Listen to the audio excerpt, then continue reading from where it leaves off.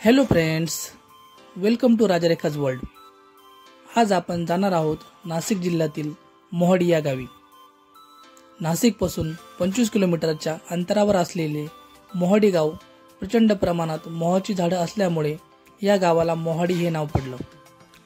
तर आज आपण जाणून घेऊया काय आहे या मोहाडी गावचा इतिहास। मोहाडी गावात प्रवेश करताच आपणास पुण्यश्लोक अहिल्याबाई होळकर प्रवेशद्वार लागेल। हे आहे मोहाडी गावातील ग्रामदेवत असलेले मोहेश्वर महादेव मंदिर, जे ग्रामस्थांचे श्रद्धास्थान आहे। या मोहेश्वर महादेव मंदिराला लागूनच अहिल्याबाई होळकर यांची ही विहीर आहे।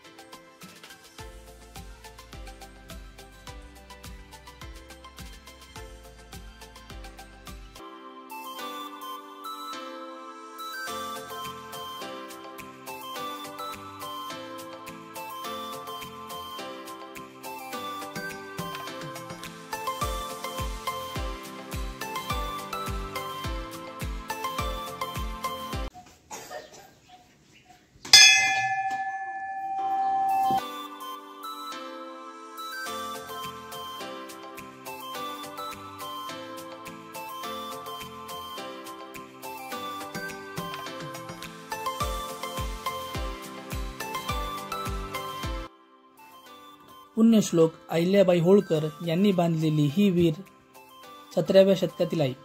या विहिरीचं वैशिष्ट्य म्हणजे या विहिरीचं पाणी कधीच आटत नाही। 12ही महिने आपण येथे पाणी बघू शकता।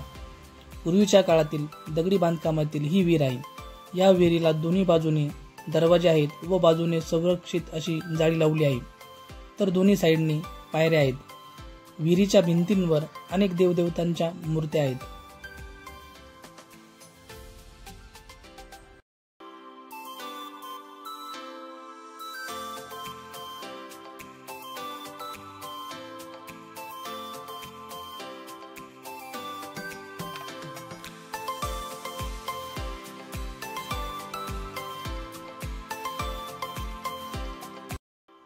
तसेच गावात कानिपनाथाचं मंदिर, जगदंबा मातेचं मंदिर, नामदेव मंदिर, शनी मंदिर, मारुती मंदिर, खंडेराव मंदिर, सप्तशृंगी मातेचं मंदिर, गावाच्या चारही बाजूनी ही मंदिरे आहेत।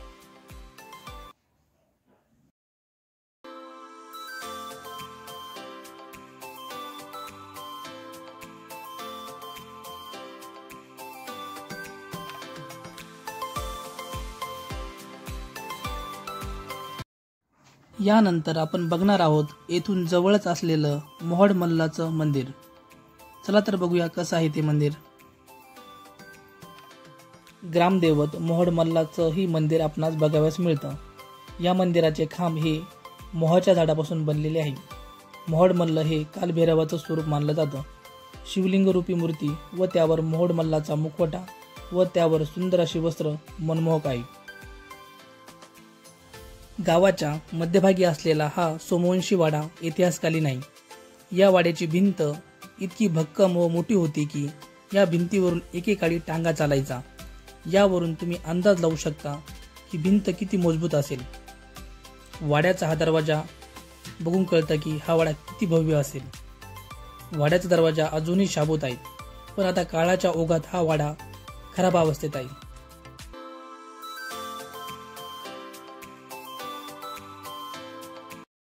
मोहाडी गावाचं अजून एक वैशिष्ट्य म्हणजे संपूर्ण देशात एकमेव अशी अखंड शाळीग्राम दगडातील अष्टबाहू गोपाळकृष्णाची मूर्ती आपणास येथे बघावयास मिळते। गोपाळकृष्णाच्या एका हातात करंगळीने उचलला गेलेला गोवर्धन पर्वत आहे, दोन्ही हातात मंत्रमुग्ध करणारी मुरली आहे, तर इतर हातांमध्ये चक्र, गदा, शंखमाला आहे। कमरेला लंगोट व त्यावर घागऱ्यासम दागिना पट्टा आहे। गोपाळकृष्णाच्या अंगाभोवती काल्या नागाचा विळखा आहे, तर तो कानाला दंश करत आहे असे दिसते। तर पायाजवळ 2 गोपिका असून त्यातील एक मृदुंग वाजवत आहे, तर दुसरी गोपिका सनई वादन करते आहे, आणि तसंच शेजारी 2 गायी गरुड पक्षासह आहेत। या वर्णनाचं जिवंत रूप शिल्पकाराने या मूर्तीत साकारलेले आहे। हे मंदिर अतिशय सुंदर आहे। हे मंदिर संपूर्ण लाकडी बांधकामात आहे। श्रीकृष्ण जन्माष्टमीला 7 दिवसांचा व्याख्यानमालेचा सप्ताह येथे आयोजित केला जातो।